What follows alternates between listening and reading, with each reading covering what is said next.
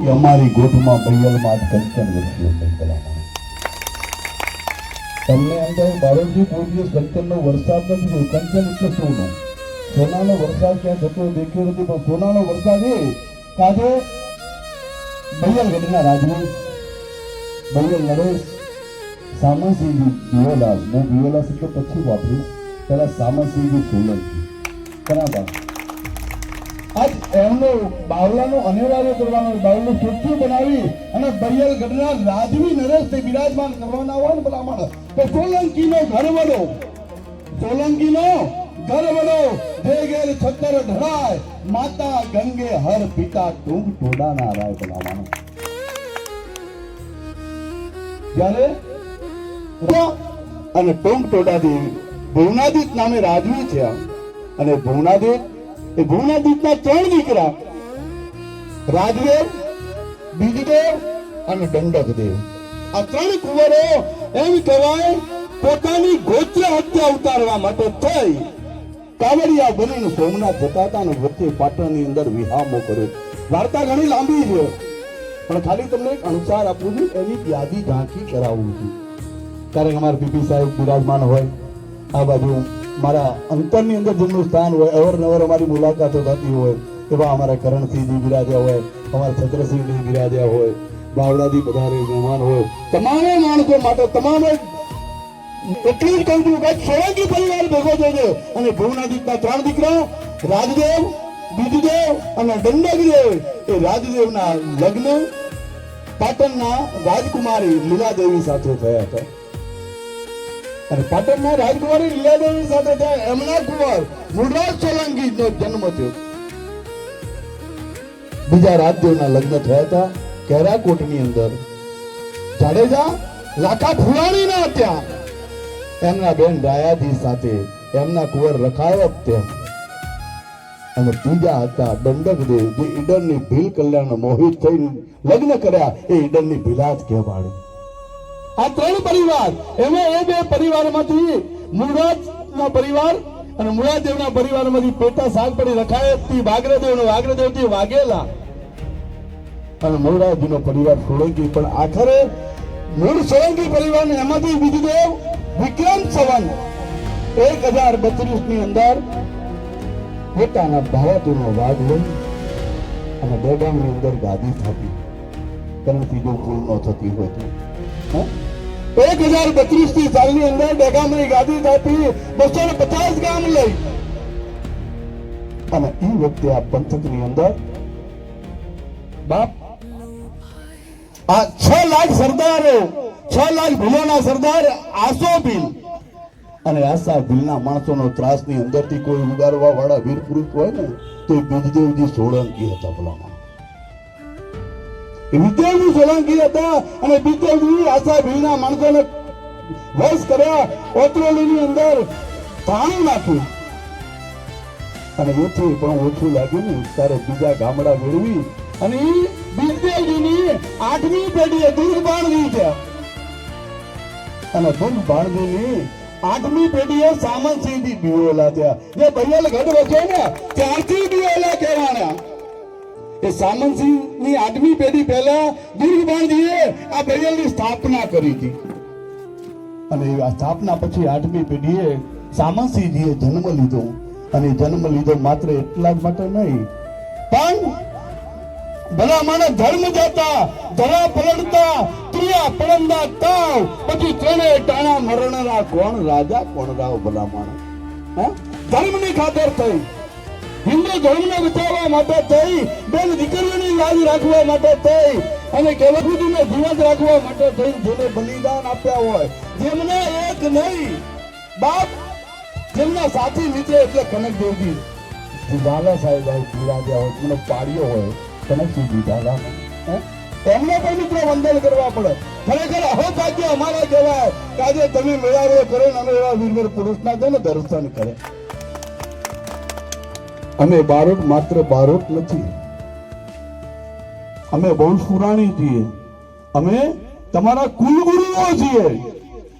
જ્યારથી તમારી ઉત્પત્તિ થઈ ને સોલંકી પરિવારના ત્યારથી તમારા ને અમારા વડવાઓ એક સાથે ચાલતા અત્યાર સુધી આવ્યા છે. કદાચ કાનગુરુ હોય પીપી સાહેબ તો બદલી શકાય.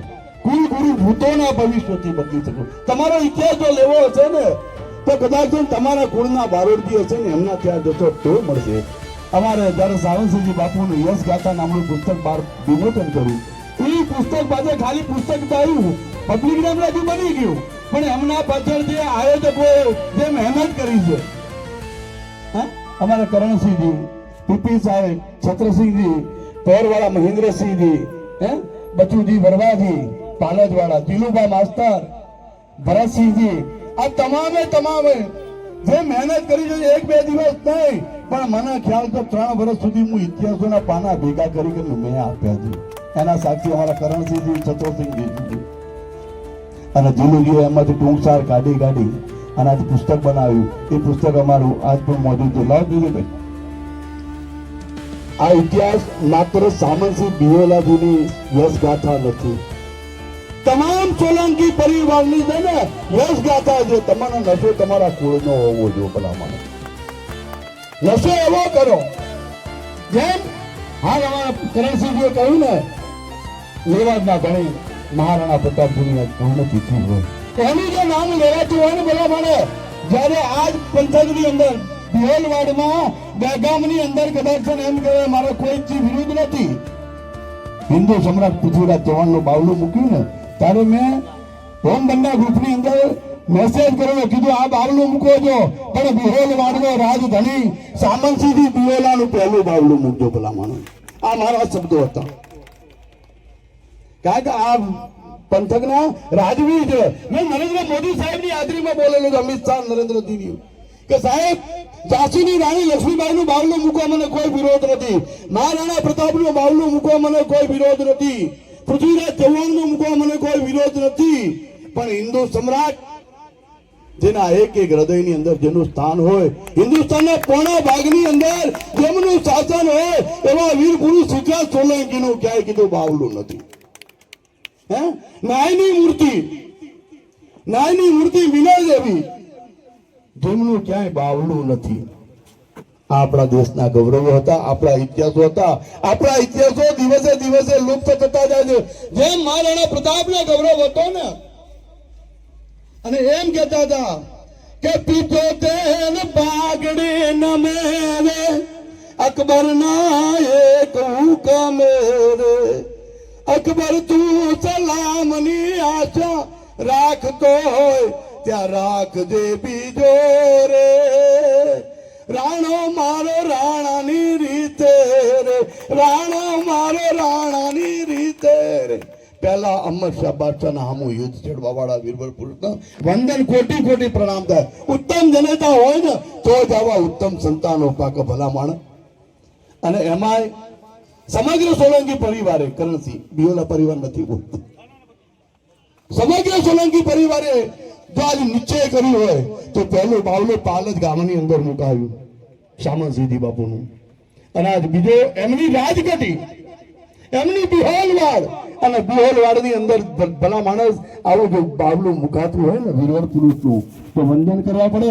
અને એમાં ક્ષત્રિય સમાજનો દીકરો ઉભો થઈને હાથમાં તલવાર પકડી અને યુદ્ધના મેદાનમાં લડે ને, પૂજા બળે ભાન મરબા મેદાન બને બબરાન જુલોક કરી, એ દારૂમાં દીવાન પીધો કે પ્રમાણ કરમે કૃપાન કરી, ઉતર્યો અસુરાન ભર્યો અભિમાન, એ ભૂપત હાથ ભટુકા ભરે કડ ડાગ હુબાગ ધ્રુબાગ મચાવત, હાથ મારે નહીં ત્રાગ તરે ધીંગાણું કરી શકે. આ ક્ષત્રિયનો દીકરો કરી શકો. જૈન સમાજની અંદર જેટલા વીર પુરુષોના પૂજા થાય છે ને જૈન ધર્મના, એ તમામ વીરવર પુરુષો રાજપૂત સમાજ છે ભલામણ. કારણ કે રણજીતાણ કંકણ બંધાણ અને પુત્ર વધાયું કેમ, ત્રણે ઢાણા મરણા પછી કોણ રાજા કોણ રે. ભલા મને આ યુદ્ધ જીતીને આવે ને એટલું ખુશી હોય ને. આજ મને એમ લાગે ફરી બૈયલ ગામની અંદર અહમદશાહ બાદશાહ આનું યુદ્ધ કરીને સામંતસિંહજી બિયોલા પાછા આવ્યા ને એવો રૂડો પ્રસંગ લાગે ભલા માણસ. અને ક્ષત્રિય સમાજ તમે કરો એમાં કોઈ મોટાઈની વાત નથી કરતો હું, કોઈ મોટાઈ નથી. એના વંશના જો તમને નશ્યો હોવો જોઈએ, નશ્યો હોવો જોઈએ. પણ બાપ જેને ભેખ લીધો ને, પાટીદારનો દીકરો, પટેલનો દીકરો, કુર્મીનો દીકરો, માં ઉમિયાની જેના માથે કૃપા હશે, ચિરાગભાઈ અને રાકેશભાઈએ જે ભેગ લીધો છે ને, ખરેખર મિત્રો તારી એના ગળગાળથી બતાવી લો. હા, તો બહુ ચમની વાતો કરીએ ને તો પાર નથી આવતું, પણ આજે એવો સંકલ્પ લઈને આ ભેગ લીધો છે ને રાકેશભાઈ, ભેગને પૂરો કરવા આપણે દરેકે હાથ ઊંચો કરી બોલીએ કે આજે મેં પ્રતિજ્ઞા લઈએ છે કે બૈયલ ગામના રાજવીનું જ્યાં સુધી બાવલું નો મુકાય ને ત્યાં સુધી અમે સોલંકી વંશનો નશો નહીં ભૂલીએ. ભલા માણસ આવે ચંદ્ર દિવાકર આજ માં ખોડિયાલના પારે બેહીને આપણે બોલીએ છીએ. તો બોલો, બોલીએ સેમ કલ્યાણી માત કી જય. ભલા માણસ એક સોલંકી પરિવારનો કુંવર બેઠો હોય ને તો પોણા ભાગના હિન્દુસ્તાનમાં સે રાજ કરતા હોય.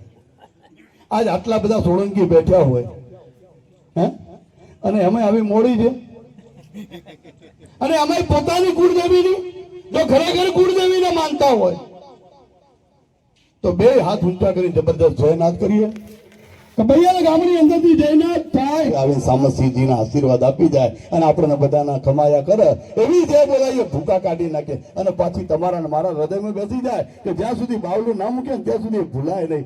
બોલીએ સેમ કલ્યાણી માત કી જય. બાલા ત્રિપુરારી બહુચર માત કી જય. બિહોલા નરેશ સામસિંહજી બિહોલાની જય હો. માં તમારી મનોકામના પૂરણ કરે. ભારતના દીકરા તરીકે બીજું તો કાંઈ ન કહીએ, કારણ કે અમે તો લઈએ દાતાને દિયો કવિ કો કવિ ખાય શું ખાય. તમારા જેવા દાનવીરો, મારા મોટા ભાઈ, મારા ફૈબાના દીકરા રાજમુગા બારોટ જયદેવસિંહજી, એ મારા ફૈબાના દીકરા છે, હું એમના મામાનો દીકરો છું. પણ અમે તમારા જોડે કે દાતાને દિયો કવિ કો કવિ ખાય સો ગાય, પણ કવિને જબ દાતા કો દિયો જતે જુગ ના જાય. ભલા માણસ યુગોના યુગ પલટાઈ જશે પણ અમારું આપેલું ક્યારે નહીં જાય. આ કવિ કીર્તાર એક હોય, કવિ અમર બનાવી શકે, અને કવિ છે ને તમારા નામની કીર્તિને અમર બનાવે જગતના ચોકમાં. આ સામંતસિંહજી બાપુના ઇતિહાસો જો કોઈ અમર રાખ્યા ને કરણસિંહજી, તો અમારા જેવા બારોટોએ રાખ્યા છે, આજ દિન સુધીને જીવંત રાખ્યા છે. અમને ગૌરવ છે, અમે જાહેરમાં કહીએ છીએ. અને કરણસિંહ તો અમારે ખ્યાલ છે કે બાપુની ઘણી વાર્તાઓ મેં જીટીપીએલ ઉપર કરી છે, દેવવાણીમાં ઘણી વાર્તા. મગોડી ગામના આપણે અમદાવાદ ભગતની વાત કરી છે, ડભોડા ગામની સતીમાની વાર્તાઓ કરી છે, સામંતસિંહજી બાપુની કરી, અને હજી 2 દિવસ પહેલા આકાશવાણી રેડિયો કેન્દ્ર ઉપર સંભરગઢના ધણી ગોગાજી ચૌહાણની પણ વાર્તા કરી છે, તે ગાયોના રખે હર હતા. તો મિત્રો આ નશાને લઈ અને માં ભગવતીને બારોટના દીકરા તરીકે પ્રાર્થના કરું કે માં રિદ્ધિ દે સિદ્ધિ દે અષ્ટનવ નિધિ દે બંધ में वृद्धि दे बागबानी, हृदय में ध्यान दे, चित्त में ज्ञान दे, अभय वरदान दे संबोरानी, दुख को दूर कर सुख भरपूर कर दास जानी, सजन तो हित दे कुटुंब सो प्रीत दे, जंग में जीत दे माँ भवानी, जंग में जीत दे माँ भवानी. हे माँ प्रेम कल्याणी. કદાચ સંતુ ગુજરાતમાં સેમોજ તરીકે પણ પૂજાતી હશે માલધારી સમાજમાં, પણ માત્ર અમારી અંતરની પ્રાર્થના છે કે મારા આખા સોલંકી પરિવારનો માં હેમ કુશોડાક અને મનોકામના પૂર્ણ કરતી એવી માં બહુચર, માં શેમ કલ્યાણી અને આઈ ખોડલનો પ્રાર્થના છે. જય માતાજી, જય માતાજી, જય માતાજી. ખૂબ ખૂબ ધન્યવાદ.